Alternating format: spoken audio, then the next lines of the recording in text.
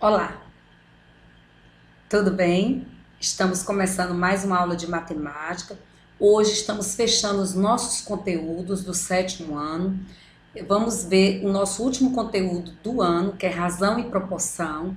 Na próxima semana estaremos fazendo aulas de revisão e logo em seguida vocês serão convocados a irem na escola, retirar as atividades avaliativas para que a gente possa fazer um acompanhamento dos conhecimentos adquiridos por vocês, tá bom? Então hoje a gente vai falar um pouquinho de razão e proporção. Esse conteúdo está no seu livro de matemática, na página 141. Vamos lá então? Essa palavra razão vem do latim e significa divisão.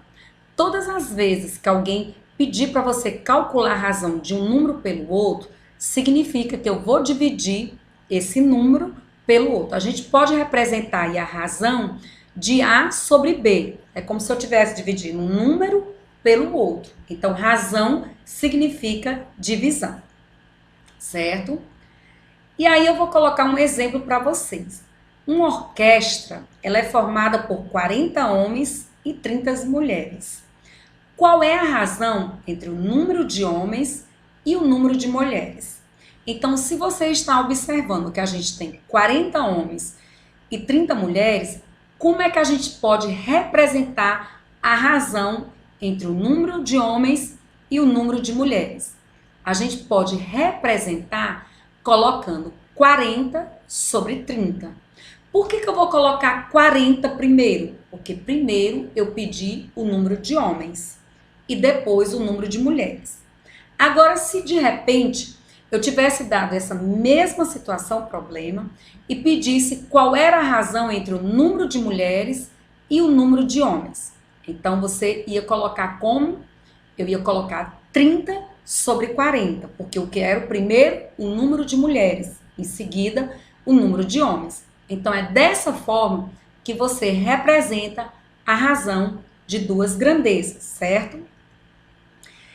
É importante verificar a ordem pelo qual estão referidas as duas grandezas. Se no primeiro momento eu falei o número de homens fica na parte superior, numerador. Logo em seguida, na parte de baixo, fica a quantidade de mulheres. No segundo momento, eu perguntei a razão entre o número de mulheres. Então, o número de mulheres fica no numerador, na parte de cima. E o número de homens fica na parte de baixo. Viu como é muito fácil a gente representar a razão entre duas grandezas? Você viu aí que é muito fácil, né? Agora, eu vou colocar também que duas grandezas, elas podem ser diretamente proporcionais. E aí, professora Denise, quando é que duas grandezas são diretamente proporcionais? Elas são diretamente proporcionais quando as duas grandezas elas crescem juntas. Podem ser até números diferentes, mas se elas crescem juntas, se o número de galinhas que eu tenho, a quantidade de alimentos vai aumentando na mesma proporção, eu digo que elas são diretamente proporcionais. Não precisava necessariamente aqui ser o mesmo 24 não, certo? Mas se aqui para 24 eu precisasse de 48, depois de 72, o número de litros de alimentação fosse aumentando na mesma proporção que ia aumentando a quantidade de galinhas, eu posso dizer que elas são diretamente proporcionais, tá certo? Então, se em todos os momentos eu tenho o mesmo resultado, que aqui vai ser 1, então essas grandezas assim são diretamente proporcionais. Se esse resultado fosse sempre 2, também era diretamente proporcional, tá certo? Então, não significa que precisa ser os números iguais, mas precisava dar a mesma razão, o mesmo resultado, tá bom? Dizemos, então, que o número de galinhas e o gasto com litros de alimentação são diretamente proporcionais, porque à medida que o número de galinhas aumenta, aumenta também a quantidade de litros utilizados na alimentação, certo? Então, note duas grandezas são diretamente proporcionais quando é constante o quociente entre os valores correspondentes. Esse quociente se chama constante de proporcionalidade, certo?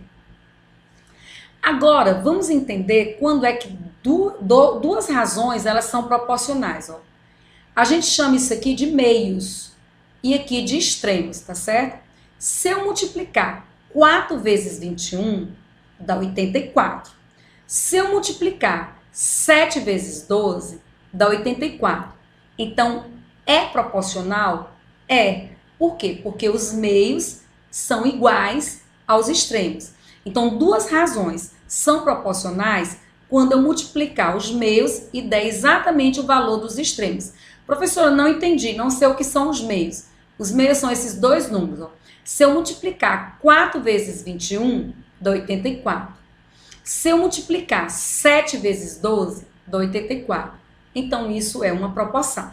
Agora, quando eu multiplico os meios pelos extremos e dá números diferentes, eles não formam proporção, tá certo? Eu espero que vocês tenham aprendido um pouquinho mais agora sobre os conhecimentos matemáticos. Preste atenção às atividades definidas pelo professor de sala. Vamos responder, interagir, tirar as dúvidas e não esqueça, acreditamos no seu potencial. Você é capaz. Juntos vamos vencer esse momento de dificuldade. E no próximo ano, se Deus quiser, vamos estar presencial, tá bom? Um grande abraço e até a próxima.